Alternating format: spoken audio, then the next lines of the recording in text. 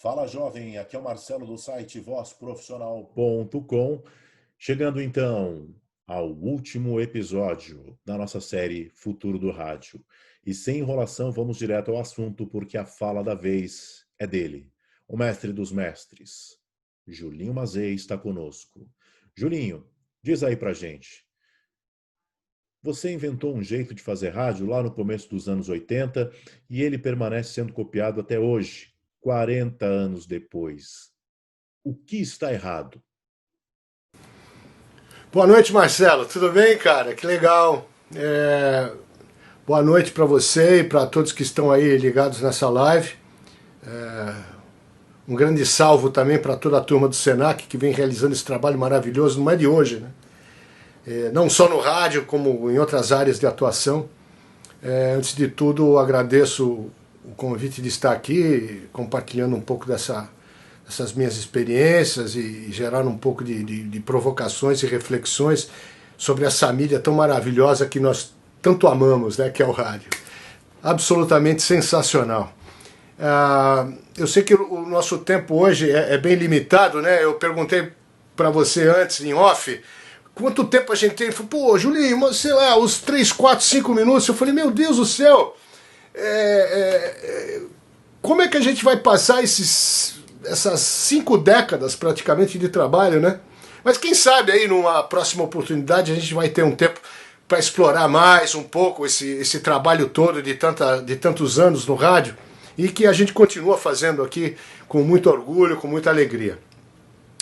O meu amor pelo rádio começou bem cedo na minha vida, aos 2, 3 anos que eu lembro já, na casa dos meus pais, lá em casa a música ecoava, o jazz americano ecoava pela casa, e eu sempre muito ligado ao meu pai sempre me mostrando as big bands americanas, o jazz americano, enfim.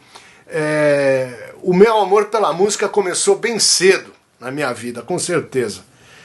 Mas o grande impacto do rádio começou em 75, quando o meu pai foi convidado junto com o Pelé a iniciar a implantação do futebol profissional lá nos Estados Unidos. E nós fomos morar lá. Foi a família toda, a família do Pelé, a minha família, fomos todos para lá. E foi em Nova York que nós moramos muitos anos. E foi lá também que eu absorvi e aprendi sobre toda aquela dinâmica do rádio americano, né? Um rádio muito solto, alegre, muito ousado, muito diferenciado do que eu já tinha acostumado no Brasil. Os anos 70, Marcelo, foram assim, muito significativos para mim, e foi quando eu comecei a fazer rádio, na realidade, inspirado naquele estilo do rádio americano, da época.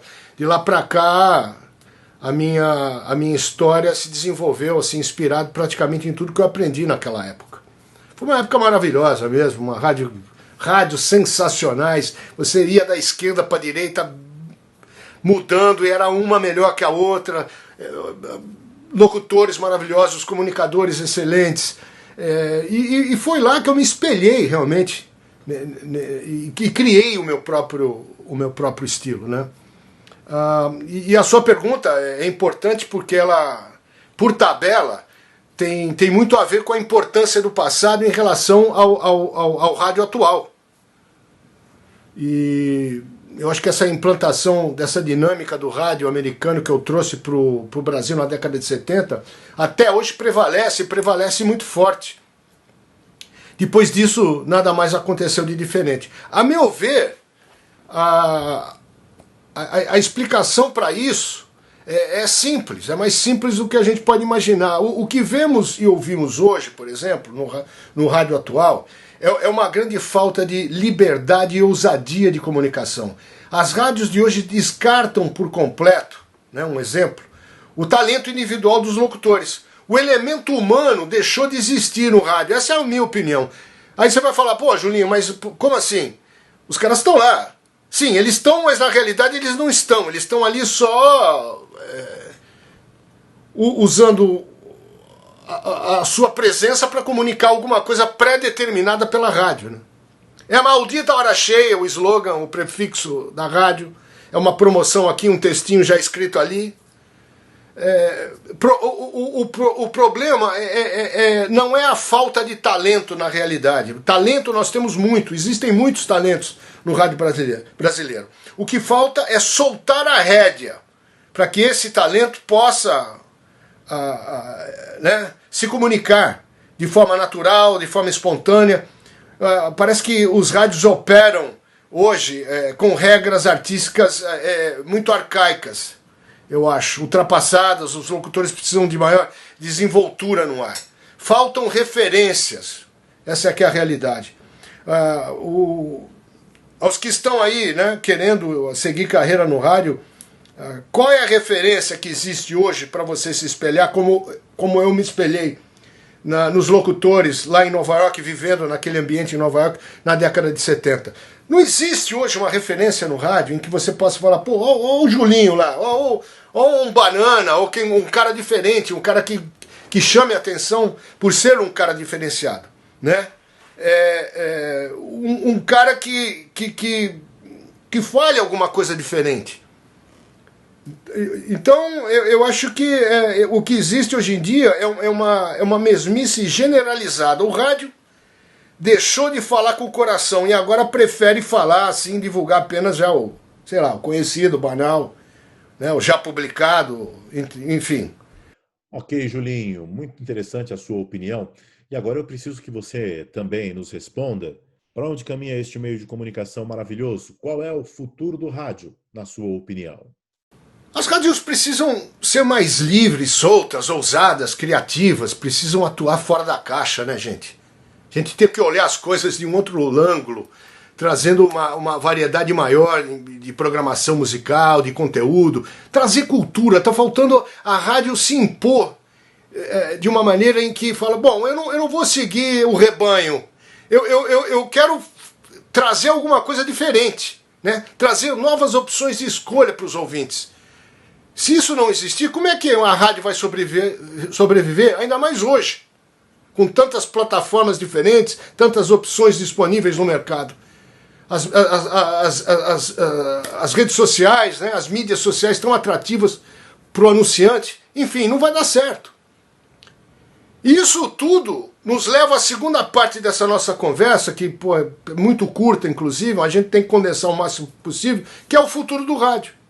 Como vai ser ele? Todos têm opiniões diferentes, né? Uns acham que ela vai se tornar serviço público, como rádios educativas, educadoras. Outros acham que serão apenas religiosas. Já outros, como eu, acham que o rádio vai continuar sendo musical e informativo, mas operando em modelos totalmente diferentes dos atuais, que é praticamente o que vem acontecendo aqui nas minhas rádios. Aqui nós temos 3 rádios, para vocês que não sabem, a Rádio Blog, Rádio Sabiá e Jazz for Jazz, que operam com outro modelo de trabalho, né?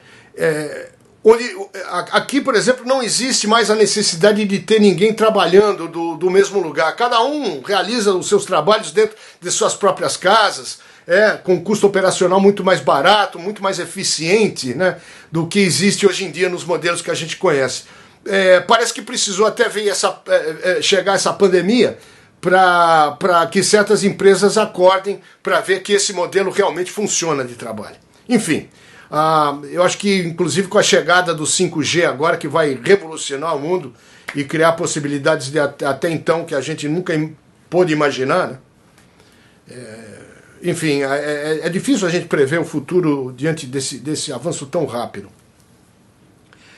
Mas uma coisa é certa, gente, diante de todas essas incertezas, eu acho que o futuro é traçado e definido pelos atos do agora, né? São os atos que a gente realiza hoje que irão traçar o nosso futuro, tanto no rádio como em todos os outros setores empresariais e sociais. Então, eu acho que quanto a isso não resta a menor dúvida.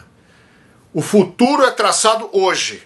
O futuro é o hoje, né? E o hoje também se torna o nosso passado. Então tudo que a gente realiza hoje, as coisas que venham acontecendo, as transformações, as ideias, as decisões de hoje serão refletidas amanhã. Então o que é feito hoje vai refletir lá. Se a gente fizer uma coisa bem feita agora, né? Não só em rádio, mas em qualquer produto. Se você não cuida do seu produto, se você não foca nele, se você não cuida dos detalhes, o que será do seu produto daqui a 5, 10 anos? Né? Então, quando falamos sobre o futuro do rádio, a gente fala sobre o presente. E que, infelizmente, a gente sabe que não é muito feliz, não. O rádio de hoje não traz mais referências, esqueceu o componente humano. É um rádio que sacrifica o talento e potencial do seu time para um modelo arcaico de operação, que já não funciona mais. É hora de acordar, é hora de deixar o rádio ser sempre o que foi nas épocas douradas, né? Ser um veículo de expressão livre, democrata, ousado e sem medo. Se queremos que o rádio continue assim existindo, então é hora de a gente reavaliar um pouco tudo isso. Do jeito que está não vai rolar, não. Desculpa ser o embaixador dessa triste notícia para vocês, mas é um fato, é uma realidade. Mas o futuro dessa mídia depende de cada um, de cada emissora, e de como eles irão enxergar ou não essa grande lacuna criativa e comunicativa que existe nos dias de hoje. E para fechar então aqui a nossa conversa, que eu já estou mais além do meu tempo, aqui vai um conselho. É importante não ser mais um na boiada. Sabe aquela boiada, galera? Os boizinhos tudo enfileirado. Aí vai o cowboy, joga para direita, a boiada vai para direita. Opa, agora vai para esquerda, a boiada vai para esquerda. E você é mais um dos bois, né? Então não seja um nessa manada, não. Procure o seu caminho, desvie, vá para o teu lugar, siga o teu coração. Seja a voz e não o eco. Isso é muito importante. É uma frase pequena, mas de um peso enorme. E que eu espero que você leve com você em todos os seus momentos de vida. Seja a voz e não o eco. Acho que todo esse meu sucesso foi justamente por pensar sempre dessa maneira, gente. Sempre pensei assim. O que eu vou produzir, o que eu vou apresentar, o que eu vou falar no ar, que o ouvinte ainda não sabe. Porque a partir do momento em que você está falando alguma coisa que as pessoas não saibam, ou alguma coisa interessante que não foi explorada por eles ainda, elas vão te ouvir. E aí é a importância de você ter alguém, por exemplo, que sabe o que está falando, que entende do que está falando,